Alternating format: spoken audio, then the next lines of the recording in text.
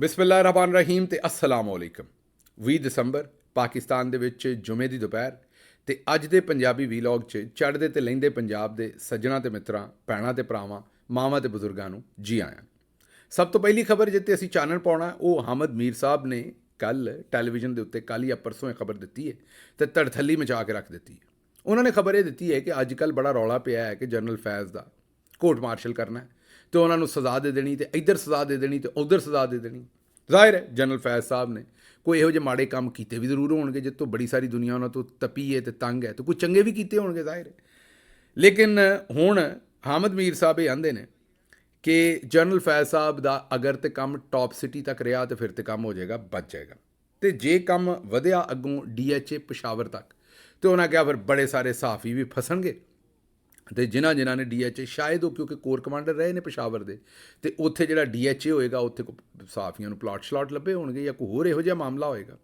ਉਹ ਕਹਿੰਦੇ ਨੇ ਕਿ ਫਿਰ ਬੜੇ ਬੜੇ ਸਹਾਫੀ ਵੀ ਫਸਣਗੇ ਤੇ ਬੜੇ ਬੜੇ ਪਰਦਾ ਨਸ਼ੀਨਿਆਂ ਦੇ ਨਾਂ ਆਉਣਗੇ।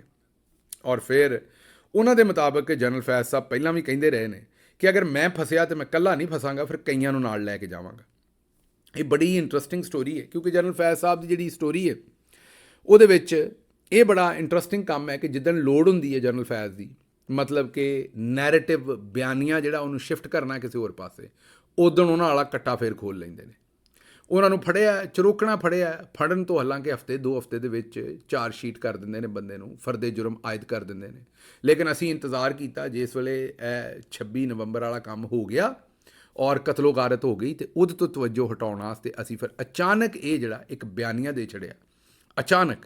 ਔਰ ਬਿਆਨੀਆ ਕੀ ਦੇ ਛੜਿਆ ਕਿ ਜੀ ਜਿਹੜੇ ਜਨਰਲ ਫੈਜ਼ ਹੈ ਉਹਦੇ ਉੱਤੇ ਹੁਣ ਲੱਗ ਗਈ ਹੈ ਫਰਦੇ ਜੁਰਮ ਤੇ ਅੱਗੋਂ ਅਸੀਂ ਇਮਰਾਨ ਖਾਨ ਨੂੰ ਵੀ ਇਸ ਕੇਸ 'ਚ ਲੈ ਆਉਣਾ।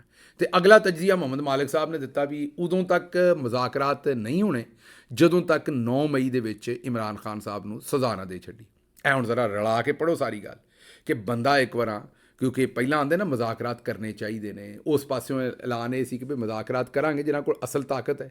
ਇਹਨਾਂ ਦੇ ਨਾਲ ਮੁਜ਼ਾਕਰਾਤ ਕੀ ਕਰੀਏ ਜਿਨ੍ਹਾਂ ਕੋਲ ਤਾਕਤ ਹੀ ਨਹੀਂ, ਮਤਲਬ ਸ਼ਬਾਜ਼ ਸ਼ਰੀਫ ਤੇ ਦੂਜੇ, ਇਹਨਾਂ ਨੂੰ ਤੇ ਦੌਰੇ ਦੂਰੇ ਕਰਨ ਲਈ ਰੱਖਿਆ ਹੈ, ਇੱਧਰ ਉੱਧਰ ਫਿਰਨ ਵਾਸਤੇ ਰੱਖਿਆ ਹੈ, ਤੇ ਇਹਨਾਂ ਨਾਲ ਬਹਿ ਕੇ ਅਸੀਂ ਮੁਜ਼ਾਕਰਾਤ ਕੀ ਕਰੀਏ। ਤੇ ਉਸ ਵੇਲੇ ਅੱਗੋਂ ਜਵਾਬ ਆਉਂਦਾ ਹੈ ਕਿ ਵੇਖੋ ਇਹ ਪੋਲੀਟੀਕਲ ਪਾਰਟੀ ਨਹੀਂ, ਇਹ ਕੋਈ ਸੀਰੀਅਸ ਫੋਰਸ ਹੀ ਨਹੀਂ। ਅਗਰ ਇਹ ਸੀਰੀਅਸ ਫੋਰਸ ਹੋਵੇ, ਸੀਰੀਅਸ ਪੋਲੀਟੀਕਲ ਪਾਰਟੀ ਹੋਵੇ, ਕੋਈ ਜਮਾਤ ਹੋਵੇ ਤੇ ਮੁਜ਼ਾਕਰਾਤ ਕਰਨ ਨੂੰ ਤਿਆਰ ਹੋਵੇ।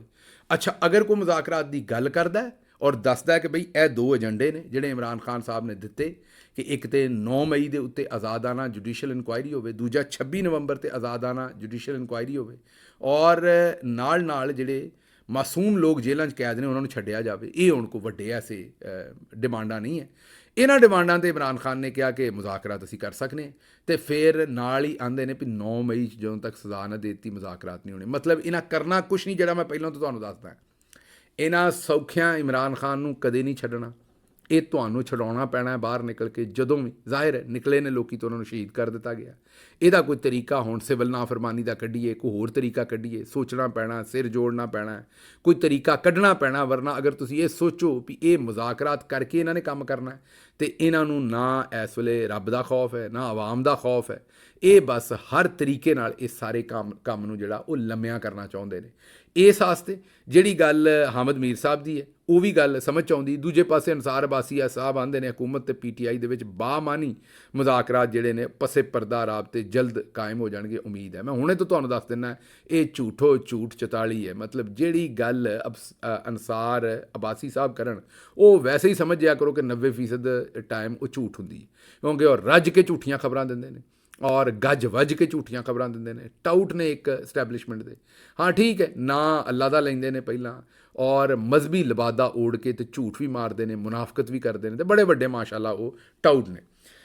ਅੱਛਾ ਜੀ, ਅੱਗੋਂ ਜਿਹੜੇ ਜੱਜ ਹਮਾਯੂੰ ਦਿਲਾਵਰ ਸਾਹਿਬ ਨੇ ਉਹਨਾਂ ਜਿਹੜੇ ਗੰਦੇ ਫੈਸਲੇ ਦਿੱਤੇ ਸਨ ਇਮਰਾਨ ਖਾਨ ਸਾਹਿਬ ਦੇ ਕੇਸਾਂ ਦੇ ਵਿੱਚ, ਉਹਨਾਂ ਨੂੰ ਹੁਣ ਐਡੀਸ਼ਨਲ ਜੱਜ ਹਾਈ ਕੋਰਟ ਦਾ ਲਾਉਣ ਵਾਸਤੇ ਨਾਮਜ਼ਦਗੀ ਜਿਹੜੀ ਹੈ ਉਹਦੇ 'ਤੇ ਹੁਣ ਇਤਰਾਜ਼ ਵੀ ਲੋਕਾਂ ਨੇ ਸ਼ੁਰੂ ਕਰ ਦਿੱਤੇ ਨੇ। ਤੇ ਉਹਦੇ ਉੱਤੇ ਲੋਕਾਂ ਨੇ ਇਹ ਆਖਿਆ ਵੀ ਯਾਰ ਇਹ ਕੀ ਗੰਦਾ ਕੰਮ ਕਰਨ ਲੱਗੇ ਜੇ। ਸਾਰਿਆਂ ਨੂੰ ਪਤਾ ਵੀ ਇਹ ਕੀ ਹੈ ਕੰਮ। ਆਜ਼ਮ ਖਾਨ ਜਿਹੜਾ ਜੱਜ ਹੈ ਉਹਨੂੰ ਵੀ, ਇਹਨਾਂ ਨੂੰ ਵੀ, ਤੇ ਸ਼ਾਹਰੁਖ ਅਰਜਮੰਦ ਇਹਨਾਂ ਨੂੰ ਵੀ। ਇਹ ਤਾਂ ਹੁਣ ਫਿਰ ਸਿੱਧਾ ਹੀ ਕਾਲਾ ਕੀ ਮਲਣ ਵਾਲੀ ਗੱਲ ਹੈ ਇਸਲਾਮਾਬਾਦ ਹਾਈ ਕੋਰਟ ਦੇ ਉੱਤੇ। ਲੇਕਿਨ ਉਹਨਾਂ ਨੂੰ ਮੇਰਾ ਖਿਆਲ ਉਹ ਮਲ ਮੁੜ ਲੈਣਗੇ ਜੇ ਉੱਤੋਂ ਚੌਧਰੀ ਦਾ ਆਰਡਰ ਹੋਇਆ ਕਿ ਬਈ ਇਹ ਕੰਮ ਹਰ ਸੂਰਤ ਕਰਨਾ ਹੀ ਕਰਨਾ ਹੈ। ਲਓ ਜੀ, ਆਜ਼ਾਦ ਕਸ਼ਮੀਰ ਦੇ ਵਿੱਚ ਫਲਾਈਟ ਲੈਫਟੀਨੈਂਟ ਰਿਟਾਇਰਡ ਖੁਸ਼ਹਾਲ ਖਾਨ ਨੂੰ ਨਵਾਂ ਚੀਫ ਸੈਕਟਰੀ ਲਾ ਦਿੱਤਾ ਗਿਆ ਹੈ। ਲਓ ਜੀ, ਇਹ ਵੀ ਬੱਲੇ ਬੱਲੇ। ਇੱਕ ਹੋਰ ਸਾਡੇ ਜਿਹੜੇ ਨੇ ਮਿਲਟਰੀ ਬੈਕਗਰਾਊਂਡ ਦੇ ਬੰਦੇ ਜਿਹੜੇ ਬੇਰੁਜ਼ਗਾਰ ਨਾ ਰਹਿ ਜਾਣ, ਇਹਨਾਂ ਨੂੰ ਵੀ ਅਸੀਂ ਆਖਿਆ ਵੀ ਨੌਕਰੀ ਜਿਹੜੀ ਹੈ ਉਹ ਫੌਰੀ ਤੌਰ 'ਤੇ ਦਿੱਤੀ ਜਾਵੇ। ਇਹਨਾਂ ਨੂੰ ਉੱਥੇ ਹੁਣ ਚੀਫ ਸੈਕਟਰੀ ਲਾਇਆ ਗਿਆ। ਵੇਖਨੇ ਉੱਥੇ ਕੀ ਗੁਲ ਖਿਲਾਉਂਦੇ ਨੇ। ਇਸ ਵੇਲੇ ਤੇ ਜੋ ਕੁਝ ਆਜ਼ਾਦ ਕਸ਼ਮੀਰ ਦੇ ਹਾਲਾਤ ਇਹਨਾਂ ਕਰ ਛੱਡੇ ਨੇ, ਜਿੰਨੀ ਉੱਥੇ ਇਸਤਰਾਬ ਹੈ, ਜਿੰਨੀ ਉੱਥੇ ਸਟ੍ਰੈਸ ਹੈ, ਜਿੰਨੀ ਉੱਥੇ ਤਸ਼ਨਗੀ ਹੈ, ਜਿੰਨਾ ਉੱਥੇ ਰੌਲਾ ਪਿਆ, ਖੌਰੂ ਪਿਆ, ਉਹ ਤੇ ਕਦੇ ਨਾ ਪੈਣਾ ਚਾਹੀਦਾ ਸੀ। ਤੇ ਇਹ ਪਤਾ ਨਹੀਂ ਕਿੰਨੇ ਇਸ ਤਰੀਕੇ ਨਾਲ ਹੈਂਡਲ ਕੀਤਾ ਮਾਮਲਾਤ ਨੂੰ। ਅਗਲੀ ਖਬਰ ਜਿਹੜੀ ਤੁਹਾਡੇ ਸਾਹਮਣੇ ਰੱਖਣੀ ਹੈ ਉਹ ਰੱਖਣੀ ਹੈ ਕਿ ख्वाजा ਮੁਹੰਮਦ ਆਸਿਫ ਸਾਹਿਬ, ਜਿਹੜੇ ਅੱਜ ਤੋਂ ਚੰਦ ਦਿਨ ਪਹਿਲਾਂ ਜਿਸ ਵੇਲੇ ਸਾਡੀ ਹਕੂਮਤ ਸੁੱਟੀ ਸੀ, ਤਾਂ ਉਦੋਂ ਆਉਂਦੇ ਸਨ ਵੀ ਸਾਰੇ ਫੈਸਲੇ ਅਮਰੀਕਾ ਕਰਦਾ, ਅਤੇ ਸਾਡੇ ਤੇ ਅਮਰੀਕਾ ਦਾ ਵੈਂਟੀਲੇਟਰ ਲੱਗਾ ਹੈ, ਅਸੀਂ ਅਮਰੀਕਾ ਤੋਂ ਪੁੱਛਿਓਂ ਬਗੈਰ ਕੋਈ ਫੈਸਲਾ ਕਰ ਹੀ ਨਹੀਂ ਸਕਦੇ। ਇਹ ਪੋਜੀਸ਼ਨ ਮੇਨਟੇਨ ਕਰਦੇ ਸਨ ख्वाजा ਮੁਹੰਮਦ ਆਸਿਫ ਸਾਹਿਬ। ਅਤੇ ਹੁਣ ख्वाजा ਮੁਹੰਮਦ ਆਸਿਫ ਸਾਹਿਬ ਇਹ ਆਂਦੇ ਨੇ ਚੰਦ ਦਿਨ ਪਹਿਲਾਂ ਕਿ ਜਿੰਨੇ ਫੈਸਲੇ ਹੋਣੇ ਨੇ ਉਹ ਪਾਕਿਸਤਾਨ 'ਚ ਹੋਣੇ ਨੇ, ਅਮਰੀਕਾ ਕੋ ਪੁੱਛ ਕੇ ਨਹੀਂ ਕਰਨੇ, ਨਾ ਅਫਰੀਕਾ ਕੋ ਪੁੱਛ ਕੇ। ਅਸੀਂ ਆਪਣੇ ਘਰ ਦੇ ਫੈਸਲੇ ਇੱਥੇ ਕਰਨੇ ਨੇ, ਅਮਰੀਕਾ ਦੇ ਕਹਿਣ 'ਤੇ ਨਹੀਂ ਕਰਨੇ। ਇਹ ख्वाजा ਸਾਹਿਬ ਨੇ 3-4 ਦਿਨ ਪਹਿਲਾਂ ਆਖਿਆ ਸੀ। ਹੁਣ ਮੇਰੇ ਖਿਆਲ ਠੁਕਾਈ ਕੀਤੀ ਹੈ ਰਿਚਰਡ ਗ੍ਰੈਨਲ ਸਾਹਿਬ ਨੇ, ਅਤੇ ਹੁਣ ਨਵੀਂ ਸਟੇਟਮੈਂਟ ਆ ਗਈ। ਉਹਨਾਂ ਆਖਿਆ ਅਗਰ ਅਮਰੀਕਾ ਤੋਂ ਇਮਰਾਨ ਖਾਨ ਦੀ ਰਿਹਾਈ ਦੀ ਜਾਂ ਕੋਈ ਵੀ ਕਾਲ ਆਈ ਤਾਂ ਫਿਰ ਮੁਲਕੀ ਮਫਾਦ ਦੇ ਵਿੱਚ ਫੈਸਲਾ ਕਰਾਂਗੇ। ਉਹਨਾਂ ਜਨਾਬ ਆਪਣੀਆਂ ਦੋਵੇਂ ਸਟੇਟਮੈਂਟਾਂ ਹੀ ਵਾਪਸ ਲੈ ਕੇ ਅਤੇ ਗੱਦਰ ਜੀ ਦਰਮਿਆਨੀ ਜੀ ਸਟੇਟਮੈਂਟ ਰੱਖ ਕੇ ਅਤੇ ਪਾਸੇ ਨੂੰ ਨਿਕਲ ਗਏ ਨੇ। ਇਹ ਜੇ ਇਹਨਾਂ ਦੀ ਹਾਲ, ਅਤੇ ਇਹ ਇਹਨਾਂ ਦੀਆਂ ਦਲੇਰੀਆਂ ਨੇ, ਅਤੇ ਇਹ ਇਹਨਾਂ ਦੇ ਐਬਸਲੂਟਲੀ ਨਾਟ ਨੇ। ਅਤੇ ਇੰਨੀ ਗੱਲ ਹੈ ਬਹਰਹਾਲ, ਲੇਕਿਨ ਮੁਖਤਸਰ ਗੱਲ ਇਹ ਕਿ ਇਹਨਾਂ ਨੇ ਇਸੇ ਤਰੀਕੇ ਨਾਲ ਲੋਕਾਂ ਨੂੰ ਬੇਵਕੂਫ ਬਣਾਉਣਾ ਹੁੰਦਾ, ਹੋਰ ਇਹਨਾਂ ਦਾ ਮਾਮਲਾ ਜਿਹੜਾ ਉਹ ਹੈ ਕੋਈ ਨਹੀਂ।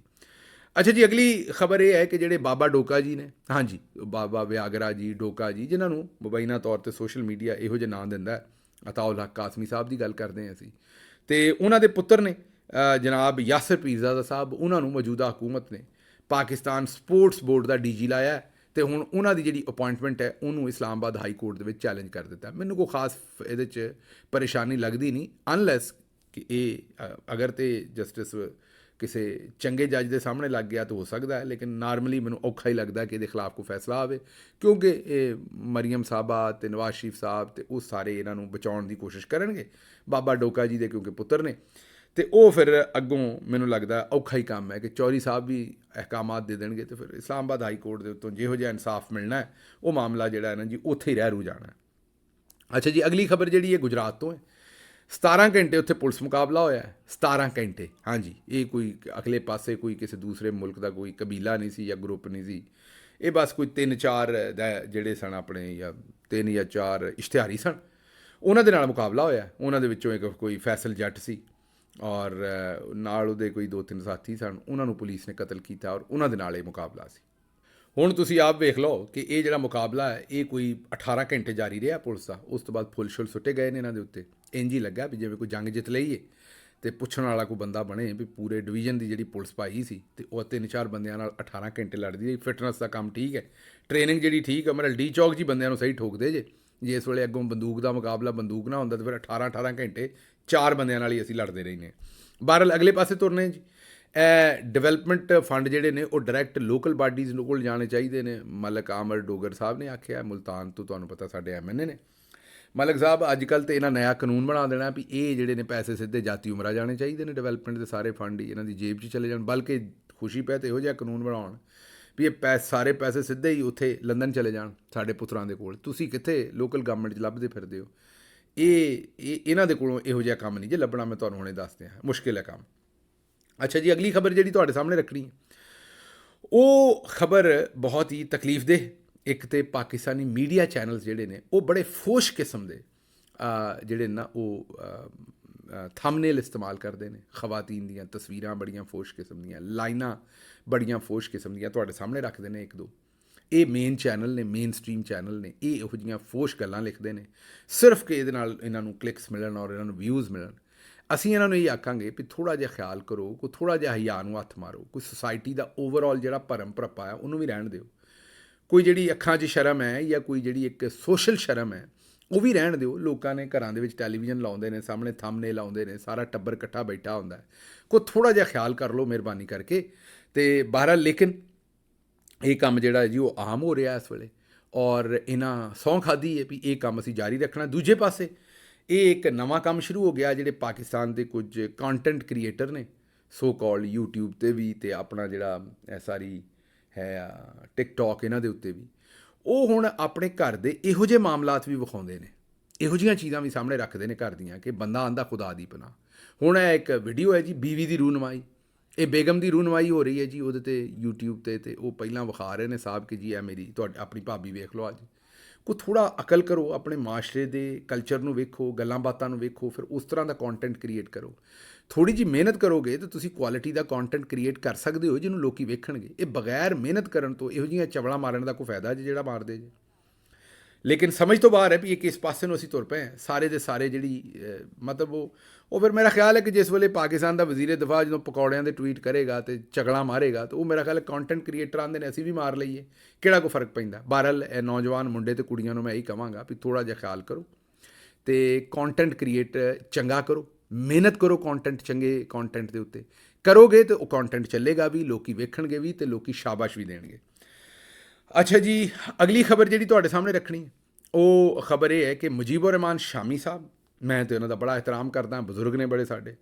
ਫਿਰ ਅਲਤਾਫ ਕੁਰੈਸ਼ੀ ਸਾਹਿਬ ਮਰਹੂਮ ਸਮੇਤ ਦੀਗਰ ਜਿਹੜੇ ਸਹਾਫੀ ਸਨ, ਉਹਨਾਂ ਨੇ ਜ਼ਿਆਉਲ ਹੱਕ ਨੂੰ ਇਲੈਕਸ਼ਨ ਨਾ ਕਰਵਾਉਣ ਦਾ ਮਸ਼ਵਰਾ ਦਿੱਤਾ ਔਰ ਇਹ ਕਿਹਾ ਵੀ ਰਾਏ ਆਮਾ ਅਸੀਂ ਬਣਾ ਲਾਂਗੇ, ਮਤਲਬ ਨੈਰੇਟਿਵ ਅਸੀਂ ਸੈੱਟ ਕਰ ਲਾਂਗੇ, ਪਬਲਿਕ ਨੂੰ ਸ਼ੀਸ਼ੇ 'ਚ ਅਸੀਂ ਉਤਾਰ ਲਾਂਗੇ ਅਤੇ ਬਾਕੀ ਤੁਸੀਂ ਆਪਣਾ ਕੰਮ ਜਾਰੀ ਰੱਖੋ। ਇਹ ਸੀਨੀਅਰ ਸਹਾਫੀ ਮਜ਼ਹਰ ਅਬਾਸ ਸਾਹਿਬ ਨੇ ਇਹ ਗੁਫ਼ਤਗੂ ਕੀਤੀ। ਅੱਛਾ, ਇਹ ਹੁਣ ਜਿਹੜੀ ਗੁਫ਼ਤਗੂ ਹੈ ਨਾ, ਇਹਦੇ ਤੋਂ ਬੰਦੇ ਨੂੰ ਸਾਰੀ ਸਮਝ ਆ ਜਾਂਦੀ ਅਗਰ ਬੰਦਾ ਗੌਰ ਕਰੇ ਕਿ ਅੱਜ ਕੱਲ੍ਹ ਸੋਸ਼ਲ ਮੀਡੀਆ ਦੇ ਖਿਲਾਫ ਲੱਠ ਕਿਉਂ ਚੁੱਕੀ ਹੈ। ਹੁਣ ਤੁਸੀਂ ਗੌਰ ਕਰੋ, ਮੈਨੂੰ ਨਹੀਂ ਪਤਾ, ਤਾਂ ਮਜ਼ਹਰ ਅਬਾਸ ਸਾਹਿਬ ਕਹਿ ਰਹੇ ਨੇ, ਮੈਂ ਤੇ ਸਾਰੇ ਬੜੇ ਸੀਨੀਅਰ ਸਹਾਫੀ ਨੇ, ਮੈਂ ਇਹਨਾਂ ਦਾ ਜ਼ਾਤੀ ਤੌਰ 'ਤੇ ਬੜਾ ਇਹਤਰਾਮ ਕਰਨਾ ਔਰ ਕਰਦਾ ਵੀ ਰਹਾਂਗਾ। ਲੇਕਿਨ ਅਗਰ ਇਸ ਗੱਲ ਦੇ ਵਿੱਚ ਕੋਈ ਸੱਚਾਈ ਹੈ ਤੇ ਇਹ ਤੁਸੀਂ ਗੌਰ ਕਰੋ ਕਿ ਹੁਣ ਫਿਰ ਅਗਰ ਕੋਈ ਵੀ ਬਿਆਨੀਆਂ ਬੜੇ ਬੜੇ ਜਰਨਲਿਸਟ ਜਿਸ ਵੇਲੇ ਬਣਾਉਂਦੇ ਨੇ ਔਰ ਬਿਆਨੀਆਂ ਜਿਹੜਾ ਅਗਲੇ 2-3 ਘੰਟਿਆਂ 'ਚ ਤੁਸੀਂ 30-5 ਕਰ ਦਿੰਦੇ ਹੋ ਪਬਲਿਕ ਸੋਸ਼ਲ ਮੀਡੀਆ ਦੇ ਉੱਤੇ, ਫੇਸਬੁੱਕ ਦੇ ਉੱਤੇ, ਟਿਕਟੋਕ ਦੇ ਉੱਤੇ, YouTube ਦੇ ਉੱਤੇ, ਟਵਿੱਟਰ ਦੇ ਉੱਤੇ, ਜਿਹਨੂੰ ਐਕਸ ਕਹਿੰਦੇ ਨੇ ਹੁਣ, ਅਤੇ ਫਿਰ ਕਿਹਨੂੰ ਭੈੜਾ ਲੱਗਣਾ ਉਹ ਸਾਰਾ ਕੁਝ? ਉਹਨਾਂ ਸੱਜਣਾ ਨੂੰ ਲੱਗਣਾ। ਹੁਣ ਅਗਰ ਫਾਰ ਐਗਜ਼ਾਮਪਲ ਪਾਕਿਸਤਾਨ ਦਾ ਬਿਆਨੀਆ ਮੈਂ ਸੈੱਟ ਕਰਦਾ ਹੋਵਾਂ, ਇੱਥੋਂ ਮੈਂ ਮਿਸਾਲ ਤੁਹਾਨੂੰ ਦੇਣ ਲੱਗਾ ਕਿ ਅਸੀਂ 3-4 ਬੰਦੇ ਅਗਰ ਬਿਆਨੀਆ ਸੈੱਟ ਕਰਦੇ ਹੋਈਏ ਅਤੇ ਅਸੀਂ ਆਪੋ 'ਚ ਏਕਾ ਕਰ ਲਈਏ, ਜਾਂ ਸਾਨੂੰ ਕੋਈ ਖਰੀਦ ਲੈ 3-4 ਨੂੰ, ਜਾਂ ਸਾਡੇ ਨਾਲ ਕੋਈ ਯਾਰੀ ਲਾ ਲੈ, ਸਾਨੂੰ ਆਕੇ ਯਾਰ ਮੈਨੂੰ ਹਕੂਮਤ 'ਚ ਆਉਣ ਦਿਓ ਤਾਂ ਫਿਰ ਤੁਹਾਡਾ ਵੀ ਮੈਂ ਕਰ ਲਾਂਗਾ ਹਿਸਾਬ ਕਿਤਾਬ, ਅਤੇ ਅਸੀਂ ਝੂਠਾ ਬਿਆਨੀਆ ਉਹਦੇ ਹੱਕ 'ਚ ਬਣਾ ਲਈਏ ਔਰ ਉਹ ਚੱਲ ਵੀ ਜਾਵੇ, ਅਤੇ ਅਸੀਂ ਤਾਂ ਫਿਰ ਇਹੀ ਚਾਹਾਂਗੇ ਨਾ ਵੀ ਸੁੰਨੀਆਂ ਹੋ ਜਾਣ ਗਲੀਆਂ ਦੇ ਵਿੱਚ ਮਿਰਜ਼ਾ ਯਾਰ ਫਿਰੇ। ਅਸੀਂ ਕਦੇ ਚਾਹਾਂਗੇ ਵੀ ਬਿਆਨੀਆ ਸਾਡੇ ਤੋਂ ਬਾਹਰ ਵੀ ਕੋਈ ਹੋਰ ਬਣਾ ਸਕੇ? ਨਹੀਂ ਚਾਹਾਂਗੇ ਨਾ, ਕਿਉਂਕਿ ਅਸੀਂ ਬਣਾਉਣ ਡਏ ਅਤੇ ਅਸੀਂ ਕੰਟਰੋਲ ਕਰਨ ਡਏ। ਇਹੀ ਰੌਲਾ ਹੈ। ਹੁਣ ਇਸ ਵੇਲੇ ਜਿਵੇਂ ਐਲਾਨ ਮਸਕ ਕਹਿੰਦਾ ਵੀ ਹੁਣ ਜਰਨਲਿਜ਼ਮ ਜਿਹੜਾ ਹਰ ਸ਼ਹਿਰੀ ਜਰਨਲਿਸਟ ਹੈ, ਜਿਹਦੇ ਹੱਥ ਦੇ ਵਿੱਚ ਫੋਨ ਹੈ ਉਹ ਆਪੇ ਹੀ ਜਰਨਲਿਸਟ ਹੈ। ਉਹ ਜੋ ਵੇਖਦਾ ਉਹ ਤੇ ਤਜਜ਼ੀਆ ਵੀ ਕਰਦਾ ਅਤੇ ਵਿਖਾਉਂਦਾ ਵੀ ਹੈ ਸਾਰਿਆਂ। ਜਰਨਲਿਜ਼ਮ ਇਹੀ ਸੀ ਨਾ ਕਿ ਜਿਹੜੀ ਸ਼ਾਇਦ ਤੁਸੀਂ ਹੁੰਦੀ ਵੇਖਦੇ ਹੋ ਤੁਸੀਂ ਦੂਜੇ ਨੂੰ ਵਿਖਾਉਂਦੇ ਹੋ, ਖਬਰਾਂ ਲੱਭ ਕੇ ਲਿਆਉਂਦੇ ਹੋ। ਹੁਣ ਐਲਾਨ ਮਸਕ ਜਿਹੜਾ ਐਕਸ ਦਾ ਮਾਲਕ ਹੈ ਉਹ ਆਂਦਾ ਹੈ ਕਿ ਹੁਣ ਆਮ ਆਵਾਮ ਹੀ ਜਰਨਲਿਜ਼ਮ ਕਰ ਰਹੀ ਹੈ। ਜਿਹੜੀ ਸ਼ਾਇਦ ਵੇਖਦੇ ਨੇ ਆਪੇ ਹੀ ਵਿਖਾ ਦਿੰਦੇ ਨੇ, ਤਜਜ਼ੀਆ ਵੀ ਕਰ ਦਿੰਦੇ ਨੇ। ਹੁਣ ਇਹ ਉਹਨਾਂ ਨੂੰ ਤਕਲੀਫ ਹੈ ਕਿ ਜਿਹੜੀ ਅੱਗੇ 5, 7, 10, 15 ਬੰਦਿਆਂ ਤੱਕ ਮਹਿਦੂਦ ਸੀ, ਹੁਣ 15 ਵੀ ਅਗਰ ਤਗੜੇ ਬੰਦੇ ਨੇ ਜਿਹੜਾ ਬਿਆਨੀਆਂ ਬਣਾਉਣਾ ਹੈ ਅਤੇ ਤੁਸੀਂ 3, 4, 5 ਵੱਡੇ ਬੰਦੇ ਫੜ ਲਏ ਨੇ, ਹੱਥ ਦੇ ਵਿੱਚ ਕਰ ਲਏ ਨੇ, ਅਤੇ ਅੱਗੋਂ ਉਹਨਾਂ ਨੇ 2-2, 4-4 ਆਪਣੇ ਜਿਹੜੇ ਪੱਠੇ ਨੇ ਉਹ ਤੁਹਾਨੂੰ ਫੜ ਕੇ ਲਿਆ ਦੇਣੇ ਨੇ ਅਤੇ ਬਿਆਨੀਆਂ ਤੁਹਾਡੇ ਕਬਜ਼ੇ 'ਚ। ਹੁਣ ਬਿਆਨੀਆਂ ਟੋਕਰੇ ਥੱਲੇ ਆਉਂਦਾ ਹੀ ਨਹੀਂ। ਉਹਦੀ ਵਜ੍ਹਾ ਹੈ ਕਿ ਪਿੰਡਾਂ 'ਚ ਬੈਠੇ ਮੁੰਡੇ ਹੀ ਹੁਣ ਬੰਬੇ ਕੱਢੀ ਜਾ ਰਹੇ ਨੇ ਸੋਸ਼ਲ ਮੀਡੀਆ ਦੇ ਉੱਤੇ। ਤੁਸੀਂ ਅਗਰ ਝੂਠ ਵੇਚੋਗੇ ਵੀ, ਮੈਂ ਇੱਥੇ ਬਹਿ ਕੇ ਝੂਠ ਵੇਚਾਂਗਾ ਅਤੇ ਉੱਥੋਂ ਕੋਈ ਸਵਾਬੀ, ਨਾਰੋਵਾਲ, ਆਪਣਾ ਟੋਬਾ ਟੇਕ ਸਿੰਘ, ਪਰਲੇ ਪਾਸੇ ਜਨਾਬ ਜਾਮ ਸ਼ੁਰੂ, ਕੋਈ ਵੀ ਫੜ ਕੇ ਤੇ ਉਸ ਬਿਆਨੀਆਂ ਨੂੰ ਅਧੇੜ ਦੇਗਾ ਅਗਰ ਮੈਂ ਝੂਠਾ ਬਿਆਨੀਆਂ ਵੇਚਣ ਡਿਆ ਹੋਵਾਂਗਾ। ਇਹ ਉਹ ਗੱਲ ਹੈ ਜਿਹੜੀ ਨਾ ਚੌਧਰੀ ਨਿਜ਼ਾਮਦੀਨ ਨੂੰ ਹਜ਼ਮ ਹੁੰਦੀ ਹੈ, ਨਾ ਵੱਡੇ ਵੱਡੇ ਸਿਆਸਤਦਾਨਾਂ ਨੂੰ ਹਜ਼ਮ ਹੁੰਦੀ ਹੈ, ਅਤੇ ਨਾ ਇਹ ਗੱਲ ਜਿਹੜੀ ਹੈ ਉਹ ਸਹਾਫੀਆਂ ਨੂੰ ਹਜ਼ਮ ਹੁੰਦੀ ਹੈ। ਇਹੀ ਵਜ੍ਹਾ ਜੇ ਕਿ ਲੱਠ ਚੁੱਕ ਕੇ ਹਰ ਵੇਲੇ ਸੋਸ਼ਲ ਮੀਡੀਆ ਦੇ ਖਿਲਾਫ ਪਏ ਨੇ। ਅੱਜ ਕੱਲ੍ਹ ਫਿਰ ਪਾਕਿਸਤਾਨ ਤਹਿਰੀਕ ਇਨਸਾਫ ਦੇ ਸੋਸ਼ਲ ਮੀਡੀਆ ਦੇ ਉੱਤੇ ਬੰਬੇ ਬੁਲਾਏ ਪਏ ਨੇ ਇਹਨਾਂ ਨੇ ਜਨਾਬ। ਆਂਦੇ ਨੇ ਕਿ ਇਮਰਾਨ ਖਾਨ ਦਾ ਟਵਿੱਟਰ ਅਕਾਊਂਟ ਵੀ ਇੱਥੇ ਲਿਆਓ ਅਤੇ ਸੋਸ਼ਲ ਮੀਡੀਆ ਵੀ ਇੱਥੇ ਲਿਆਓ। ਇਹਨਾਂ ਨੂੰ ਪੁੱਛੇ ਬੰਦਾ ਵੀ ਕਿਉਂ ਇੱਥੇ ਇਸ ਤੋਂ ਲਿਆਈਏ ਵੀ ਉਹਦਾ ਵੀ ਸਾਹ ਘੁੱਟ ਦਈਏ, ਉਹ ਵੀ ਬੋਲ ਨਾ ਸਕੇ। ਪਾਕਿਸਤਾਨ ਦਾ ਨਾ ਕੋਈ ਚੈਨਲ ਬੋਲ ਸਕਦਾ ਹੈ, ਨਾ ਕੋਈ ਸੋਸ਼ਲ ਮੀਡੀਆ ਦਾ ਚੈਨਲ ਬੋਲ ਸਕਦਾ। ਸਿਆਸਤ ਪੀਕੇ ਦੇ ਉੱਤੇ ਪਾਬੰਦੀ ਲਾਈ ਹੈ। ਪਿਛਲੇ ਦਿਨੋਂ ਰਫਤਾਰ ਨੂੰ ਜਿਹੜੇ ਨੇ ਉਹ ਤੁਸੀਂ ਨੋਟਿਸ ਭੇਜ ਕੇ ਉਹਨਾਂ 'ਤੇ ਪਾਬੰਦੀ ਲਾਉਣ ਦੀ ਕੋਸ਼ਿਸ਼ ਕੀਤੀ ਹੈ। ਇਹ ਸਾਰੀ ਸੂਰਤ ਹਾਲ 'ਚ ਮੈਨੂੰ ਇਹ ਦੱਸੋ ਕਿ ਅਗਰ ਇਮਰਾਨ ਖਾਨ ਦਾ ਉੱਥੇ ਟਵਿੱਟਰ ਹੈਂਡਲ ਆ ਜਾਏ ਤਾਂ ਪਾਕਿਸਤਾਨ ਦੀ ਬਿਹਤਰੀ 'ਚ ਕੀ ਹੋਣਾ ਹੈ? ਲੇਕਿਨ ਮਕਸਦ ਸਿਰਫ ਇੱਕ ਹੈ ਕਿ ਉਹਦੀ ਆਵਾਜ਼ ਵੀ ਬੰਦ ਕਰਾਈ ਜਾਏ, ਉਹਦੇ ਥਰੂ ਜਿਹੜਾ ਇਮਰਾਨ ਖਾਨ ਬਿਆਨੀਆਂ ਦਿੰਦਾ ਉਹ ਖ਼ਤਮ ਹੋਣਾ ਚਾਹੀਦਾ ਹੈ। ਇਹ ਜੇ ਸਾਰੇ ਦਾ ਸਾਰਾ ਮਤਲਬ। ਹੁਣ ਸੋਸ਼ਲ ਮੀਡੀਆ ਦੇ ਮਗਰ ਇਹ ਜਿਹੜੀ ਲੱਠ ਲੈ ਕੇ ਪੈ ਨੇ ਜੀ, ਗਾਲਾਂ ਕੱਢਦੇ ਨੇ, ਇਹ ਫਲਾਨਾ ਕੰਮ ਕੁਝ ਨਹੀਂ ਇਹ ਕਰਦੇ। ਸਿਰਫ ਔਰ ਸਿਰਫ ਇਹ ਝੂਠ ਨੂੰ ਐਕਸਪੋਜ਼ ਕਰਦੇ ਨੇ, ਜਿਵੇਂ ਮੈਂ ਤੁਹਾਨੂੰ ਹੁਣ ਇੱਕ ਮਿਸਾਲ ਦਿੱਤੀ ਹੈ। ਔਰ ਇਹ ਸਾਨੂੰ ਭੈੜਾ ਲੱਗਦਾ ਔਰ ਇਸ ਚੀਜ਼ ਨੂੰ ਅਸੀਂ ਬਰਦਾਸ਼ਤ ਨਹੀਂ ਕਰਦੇ, ਕਿਉਂਕਿ ਮਕਸਦ ਸਾਡਾ ਇਹ ਹੈ ਵੀ ਸਾਨੂੰ ਕੋਈ ਚੈਲੰਜ ਨਾ ਕਰੇ। ਹੁਣ ਪੀਟੀਆਈ ਦੇ ਅੰਦਰੋਂ ਵੀ ਸਾਰੇ ਸੋਸ਼ਲ ਮੀਡੀਆ ਦੇ ਮਗਰ ਕਈ ਬੰਦੇ ਪਏ ਨੇ, ਬਾਹਰੋਂ ਵੀ ਪਏ ਨੇ, ਚੌਧਰੀ ਵੀ ਪਿਆ, ਮੀਡੀਆ ਵੀ ਪਿਆ, ਸਾਰਿਆਂ ਨੂੰ ਤਕਲੀਫ ਇੱਕ ਸੋਸ਼ਲ ਮੀਡੀਆ ਤੋਂ ਹੋਣੀ ਵੀ ਚਾਹੀਦੀ ਹੈ। ਇਹ ਜਿਹੜਾ ਰਿਚਰਡ ਗ੍ਰੈਨਰ ਵਾਲਾ ਸਾਲਾ ਕਹਿ ਦਿੱਤਾ ਮੈਂ, ਮਾਜ਼ਰਤ ਮੂੰਹ ਚੋਂ ਨਿਕਲ ਗਿਆ। ਇਹ ਜਿਹੜਾ ਰਿਚਰਡ ਗ੍ਰੈਨਲ ਵਾਲਾ ਸਾਰਾ ਫੱਡਾ ਪਿਆ ਹੋਇਆ, ਇਹ ਮੈਨੂੰ ਦੱਸੋ ਵੀ ਇਹ ਕਿਹਨੇ ਪਾਇਆ ਹੈ ਫੱਡਾ? ਇਹ ਰਿਚਰਡ ਗ੍ਰੈਨਲ ਵਾਲਾ, ਇਹ ਵੀ ਤਾਂ ਸੋਸ਼ਲ ਮੀਡੀਆ ਨੇ ਪਾਇਆ। ਇਹ ਸੋਸ਼ਲ ਮੀਡੀਆ ਦਾ ਜਿਹੜਾ ਫੱਡਾ ਹੈ, ਉਹ ਅਗਰ ਸੋਸ਼ਲ ਮੀਡੀਆ ਇਸ ਖਬਰ ਨੂੰ ਨਾ ਚੁੱਕਦਾ ਜੀਓ ਵਾਲੀ ਨੂੰ, ਤਾਂ ਜੀਓ ਨੇ ਤਾਂ ਰਗੜ ਦੇਣਾ ਸੀ ਕੰਮ, ਬਿਆਨੀਆਂ ਉਹਨੇ ਆਪਣਾ ਵੇਚ ਲੈਣਾ ਸੀ।